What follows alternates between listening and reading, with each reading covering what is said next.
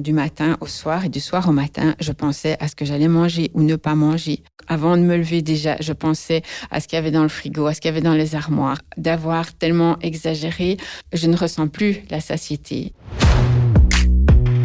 Personne dans l'entourage d'Ariane n'imaginait ce qu'elle vivait. Elle a caché ses compulsions alimentaires pendant 40 ans. Au moment des repas, elle ne mangeait que de petites quantités. Mais lorsqu'elle était seule, pour gérer ses émotions, elle avalait tout ce qu'elle trouvait jusqu'à s'en rendre malade. La boulimie d'Ariane a affecté toute sa vie, de l'adolescence à l'âge adulte. Inspiration, quand les épreuves de la vie poussent à l'action.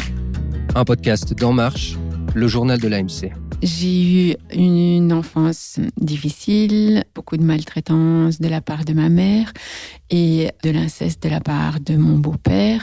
Pour moi, rentrer à la maison, c'était très compliqué. J'avais peur, je me sentais très seule. Je devais m'occuper de mes sœurs. La première grosse crise dont je me souviens, c'était en rentrant de l'école. J'avais 12 ans. J'avais donné à goûter à mes sœurs. Elles étaient parties dans leur chambre. Et voilà, moi, j'étais dans la cuisine. Et j'ai mangé. C'était du sucré. Je me rappelle du yogourt avec des madeleines que je mettais dedans. Et puis des biscuits, du chocolat, du pain d'épices. Tout ce que je trouvais dans l'armoire. Après, je me sentais très mal. J'avais un ventre énorme, j'avais des nausées, j'étais pas bien. Il fallait que j'attende que ça passe. Autant dire que le soir, je faisais à manger pour mes sœurs, mais moi, je ne mangeais en général rien. Et la nuit, il fallait le temps que ça passe. Je passais pas mal de temps à la toilette parce que j'avais peur d'être malade. Je me rappelle aussi que quand j'avais trop de nausées, je prenais des médicaments. Il y avait du Primperan, il y avait de l'Eno à l'époque. Je buvais ça pour essayer de faire passer. J'ai pris du poids, donc j'ai commencé à essayer de compenser. Donc, j'ai commencé à faire beaucoup de sport, ce qui me permettait aussi de ne pas être à la maison. Puis, j'ai commencé avec les régimes. Toute émotion que je ne savais pas gérer, qu'elle soit positive ou négative, me donnait envie de manger. Et le fait d'être seule. Je savais déjà que c'était pas normal. Je sais pas comment, mais je sais que j'avais déjà en tête le mot de boulimie. J'avais très honte. Je me sentais très coupable de ne pas pouvoir gérer ça et de me rendre malade. Je ne voulais surtout pas que ça se sache. À 18 ans, ma mère m'a mis à la porte de la maison. Donc, j'ai été vivre chez mes grands-parents, chez des amis, puis chez mon petit copain. Donc là, je n'ai plus pu faire les crises comme je faisais à la maison. Ce que j'ai fait alors, j'allais dans un magasin, je m'achetais 1 ou 2 paquets de biscuits. Et puis, pour pas non plus acheter trop et qu'à la caisse, on se demande quoi, je faisais plusieurs magasins. Et entre chaque magasin, je mangeais ce que j'avais acheté. Ce que je faisais aussi parfois, c'est que je me levais la nuit quand tout le monde dormait, notamment chez mes grands-parents. Et à ce moment-là, j'allais manger la nuit. J'ai toujours essayé, pour que ça ne se voit pas, de racheter ce qu'il fallait. Donc, j'ai commencé à travailler très jeune aussi, ce qui me permettait d'avoir de l'argent. Et donc, une bonne partie de mon argent passait en nourriture. J'ai essayé les chewing-gums, je me rappelle, pour espacer mes crises. Jusqu'à avoir un problème de mâchoire, j'ai dû arrêter les chewing-gums. Mes amis m'ont toujours connue comme une petite mangeuse. J'avais un appétit de moineau parce qu'évidemment, il fallait que je compense. Ils ne savaient pas tout ce que je mangeais en dehors. Comme j'ai toujours pu compenser par le sport, par les régimes, les diètes, les jeûnes, je ne suis jamais devenue obèse. J'ai toujours pu garder un poids correct avec des prises et des pertes de poids, mais rien qui a inquiété quelqu'un de mon entourage. En fait, personne ne s'est jamais douté. J'ai vraiment réussi à toujours cacher. J'ai eu une période un peu plus calme quand j'ai eu mes enfants, en fait, parce que quand ils étaient petits, ils étaient toujours avec moi et je devais pouvoir m'occuper d'eux tout le temps. Je ne pouvais plus me permettre de manger à me rendre malade et puis d'être incapable de faire quoi que ce soit pendant 12 ou 18 heures, le temps que je récupère. Quand j'étais jeune, je récupérais facilement après une crise et je pouvais recommencer d'ailleurs très vite. Avec le temps, c'est devenu plus compliqué. Le fait d'avoir mes enfants dont je devais m'occuper, ça m'a forcé à limiter un peu les crises. Par contre, à partir du moment où ils étaient tous les 3 à l'école, j'allais les conduire le matin à l'école et quand je rentrais, là en général, je faisais une crise. J'avais besoin de la journée pour récupérer, pour arriver à aller les chercher. Mais de nouveau, alors je leur donnais à manger, mais je ne mangeais pas avec eux. Mon mari ne s'en est pas rendu compte, mes enfants ne s'en sont pas rendus compte parce que voilà, j'ai toujours caché. Et vu qu'en fait, ça m'a donné pas mal de problèmes gastro-intestinaux, j'avais toujours une bonne raison d'essayer un régime ou de ne plus manger tel aliment. Et ça n'a jamais fonctionné. Ça fonctionnait 2 semaines. Voilà, le temps de perdre un peu et de remettre mon système digestif OK. Et puis, c'était reparti. J'ai fait de la méditation aussi en pleine conscience parce que j'avais lu, je ne sais plus, que ça pouvait aider. Mais en fait, quand une crise vient, il n'y a que la crise. La méditation, elle est à 100 000 lieues. Ça n'effleure même pas l'esprit. C'est vraiment quand c'est là, il n'y a plus que ça qui compte. Et c'est manger, manger, manger. J'en ai une fois parlé à ma psychologue qui, elle, m'avait dit à l'époque que ce n'était qu'un symptôme et que donc on ne traitait pas ça. Donc, je n'en ai plus jamais reparlé, même pas à mon médecin traitant. Avant de me lever, déjà, je pensais à ce qu'il y avait dans le frigo, à ce qu'il y avait dans les armoires, à ce que j'allais pouvoir manger. Et puis, j'essayais de me dire comment est-ce que je vais arriver à la fin de la journée sans être malade pour pouvoir m'occuper de mes enfants quand ils rentrent de l'école, faire à manger le soir. Ma vie, c'était l'alimentation du matin au soir et du soir au matin. Je pensais à ce que j'allais manger ou ne pas manger. J'ai oscillé, en fait, entre boulimie et anorexie pour compenser, mais c'était vraiment une obsession, c'était toujours là, toujours dans ma tête.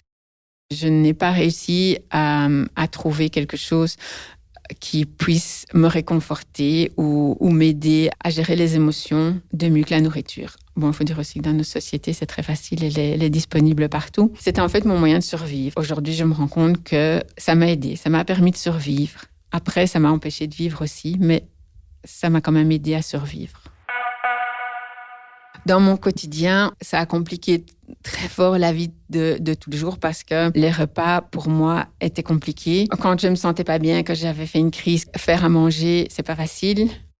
D'office à table avec mes enfants, je grignotais, je ne mangeais pas, donc il n'y avait pas le plaisir de partager un repas avec eux. Aller au restaurant, c'était compliqué. Tout ce qui était drink, tout ce qui était auberge espagnole, parce que j'avais tellement peur de manger quelque chose que je ne sache plus m'arrêter. Et donc, j'avais pas envie qu'on le voie. Donc, il fallait que je gère, que je mange un minimum. En rentrant, c'était là que je faisais ma crise. Faire les courses dans un magasin, c'est compliqué. Acheter de la nourriture, c'est compliqué. Tout repas est compliqué. En plus d'avoir tellement exagéré, je ne ressens plus la satiété. S'il y a du monde autour de moi, je ne sais pas quand m'arrêter. Et donc, c'est très compliqué à gérer. C'était quelque chose de caché. Donc, j'avais toujours l'impression d'être d'eux, celle que les gens ne connaissaient pas, puisqu'ils ne savaient pas que j'étais boulimique, personne ne le savait. Et puis, celle que j'étais avec les autres. Et donc, c'est aussi un grand sentiment de solitude parce que même si j'étais entourée, j'ai toujours eu beaucoup d'amis, j'ai toujours gardé une vie sociale malgré tout. Mais c'était épuisant parce que je devais faire comme si tout allait bien. Alors qu'en fait, ça n'allait pas du tout. Mais voilà, je ne pouvais parler à personne parce que j'avais trop honte, je me sentais trop coupable. Je connaissais personne qui avait le même problème. Ça a été très dur. Ça a impacté mes enfants aussi parce qu'il n'y a rien à faire. Même si je leur ai caché mes crises, ils m'ont jamais vu faire une crise. Mon mari non plus. J'avais pas un comportement normal par rapport à la nourriture. Et je les ai emmenés dans tous mes régimes... tout ce que j'ai essayé. Et puis bon, il n'y a rien à faire. Les enfants, ils sentent. Donc, ils ont été impactés aussi. Et ça, c'est une des choses qui est le plus dur en tant que maman. À la cinquantaine, Ariane se rend compte des impacts négatifs de la boulimie sur sa santé physique et mentale. Pour arrêter de manger compulsivement, Ariane trouve de l'aide auprès de l'association Les Outre-Mangeurs Anonymes. Elle peut enfin se libérer de son secret et parler de sa maladie à son mari et à ses 3 enfants. Je me voyais mourir de ma boulimie parce que j'avais perdu espoir. Ça faisait 40 ans que je me battais contre sans jamais arriver à aller mieux. En fait, ça a été de pire en pire. Finalement, en fait, je ne mangeais plus qu'en crise.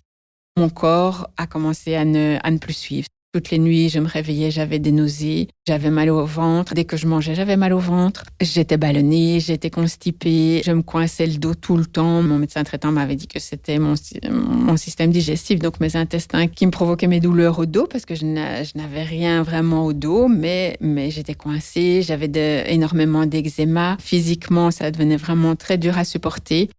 J'ai quand même à ce moment-là cherché sur Internet et c'est comme ça que je suis tombée sur la Fraternité des Outre-Mangeurs Anonymes. Je suis allée à une première réunion. J'ai pleuré toute la réunion parce qu'enfin, je ne me sentais plus seule. J'ai rencontré d'autres personnes qui vivaient la même chose que moi, qui en parlaient. Pour moi, ça a vraiment été énorme de pouvoir rencontrer, de pouvoir entendre d'autres dire ce que je ressentais, me dire que je n'étais pas folle et que je n'étais pas seule. Il y a de l'espoir dans les fraternités. Il y en a qui s'en étaient sortis, ou en tout cas qui arrivaient à le gérer, qui arrivaient à retrouver une vie normale. Donc j'ai commencé par acheter la littérature en me disant d'abord, je vais essayer juste en lisant, en venant aux réunions, en écoutant. J'ai réussi à tenir 4 jours d'abstinence, comme on dit, donc sans crise. Et puis j'ai recommencé. Donc je me suis dit, bon, il faut que je passe aux autres outils qui sont de trouver une marraine pour m'aider. J'ai commencé le travail qui est proposé dans les fraternités avec ma marraine. Donc d'abord, on a défini mon abstinence. Ma première définition de l'abstinence, ça a été 3 repas par jour et pas de sucre. Parce que c'est clair que pour moi, le sucre, c'est par là que j'ai commencé mes crises et ça reste quelque chose de très difficile à gérer.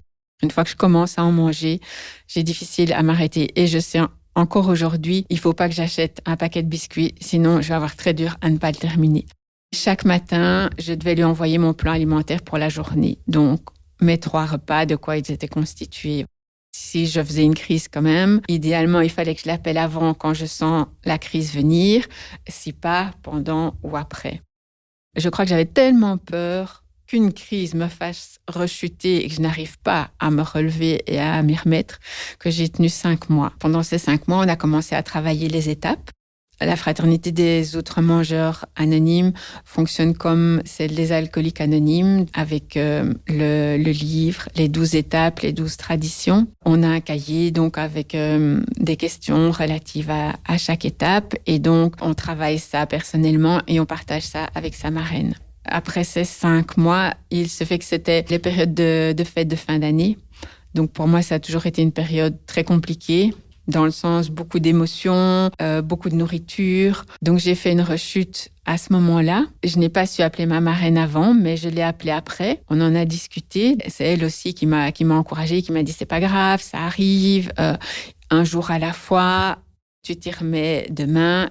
Le fait d'avoir pu le partager, déjà de ne pas avoir gardé ça pour moi, qu'elle m'ait comprise, de ne pas m'être sentie jugée, ça m'a permis de ne pas me culpabiliser. Le lendemain, je me suis dit, OK, je recommence, je repars. Au fur et à mesure, petit à petit, j'ai eu de plus en plus facile à appeler quand je sentais que ça n'allait pas. Dès qu'il y a une contrariété, des émotions ou certaines situations comme rentrer à la maison, ça reste toujours quelque chose de compliqué, mais j'arrive plus facilement à appeler, que ce soit avant, pendant ou après la crise. Pour moi, ça a changé ma vie parce que physiquement, déjà, ça va beaucoup mieux. J'ai vraiment récupéré, c'est incroyable. Ça fait presque 2 ans que je suis dans la fraternité. Je ne sais pas si l'obsession partira un jour. Peut-être que je resterai boulimique, même si je suis abstinente. Mais aujourd'hui, je peux manger de tout. Je me limite quand même à mes 3 repas par jour, parfois une collation. Mais je ne suis plus malade. C'est la fraternité qui m'a permis de devenir abstinente. Maintenant, quand j'ai une émotion, quand il y a quelque chose qui ne va pas, oui, je sais qu'il faut que j'appelle. Il faut pas que je reste seule avec ça. Pendant les 40 ans où je me suis battue contre cette maladie, j'étais seule. Je me sentais coupable, j'avais personne à qui en parler pour m'aider. Aujourd'hui, je sais que mes amis de la fraternité sont là. Je sais qu'ils m'aident, je sais que je peux compter sur eux. Et j'ai pu me rendre compte qu'effectivement, le fait d'appeler ou de laisser un message, ça permet vraiment de faire descendre le niveau de stress, de partager ses émotions, de me soulager et de ne pas devoir manger. J'ai pu en parler à mon mari et à mes enfants quand j'ai commencé les réunions dans la fraternité. Avant, j'avais trop honte, je me sentais trop coupable, donc c'était pas possible. Là, quand je me suis rendu compte que c'était une maladie, que c'était pas juste moi qui n'arrivais pas, qui n'avais pas la volonté, qui était dysfonctionnelle, qu'au contraire, c'était mon moyen de survivre que j'avais mis en place, que j'étais pas la seule et qu'il y avait des moyens de s'en sortir et de gérer ça. Alors, j'ai pu leur en parler. Et donc, je me suis rendu compte qu'en fait, ils n'avaient aucune idée de ce que je vivais. Quand j'ai commencé mon abstinence et donc à manger juste mes 3 repas, mon mari a été très fort surpris parce qu'il avait l'habitude que je ne mange presque rien. Et là, j'ai commencé à manger des assiettes normales. Et donc, il lui a fallu quelques semaines pour s'habituer à ma nouvelle façon de manger.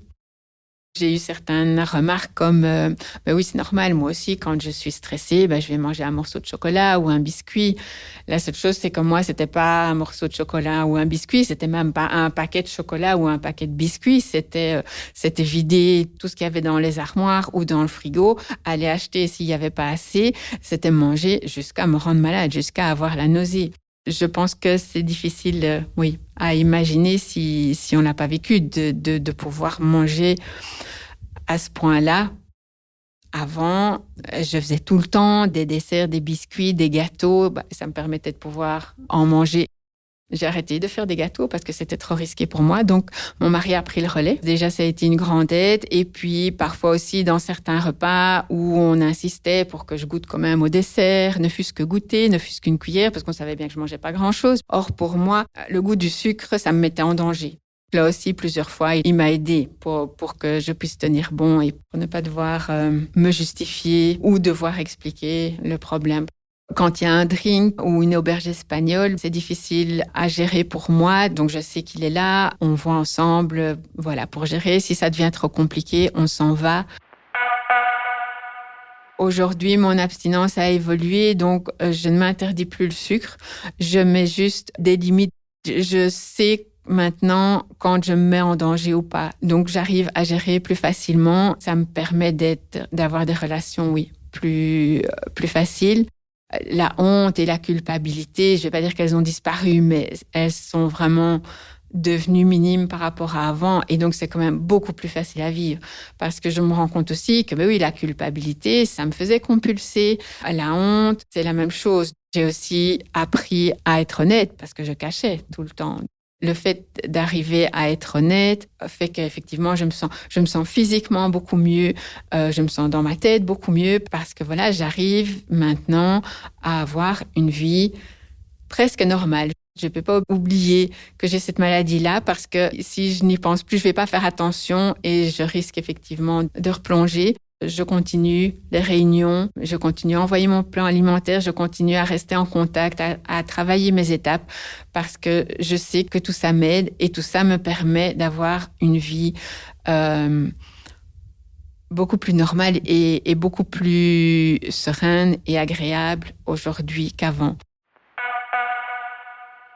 C'est un message d'espoir que j'ai reçu dans les fraternités que je veux continuer à faire passer. Il y a des solutions, il y a moyen de retrouver une vie normale, une alimentation normale. Alors, on est toutes différentes. L'abstinence est propre à chacune ou à chacun parce que, il y a des hommes comme des femmes. C'est mon histoire. C'est pas l'histoire de tous les autres mangeurs. Chacun a sa propre histoire, son propre vécu, mais les outils sont là. On les utilise chacun à notre manière, mais j'en ai rencontré beaucoup dans les fraternités qui arrivent aujourd'hui à avoir une vie normale, qui se sentent bien. Et c'est magnifique. Quand je vois l'enfer que c'était ma boulimie, c'est un miracle. Retrouvez l'article sur les troubles alimentaires sur le site enmarche.be. Pour en savoir plus sur l'association Les Outre-Mangeurs Anonymes, rendez-vous sur leur site oainfo.org.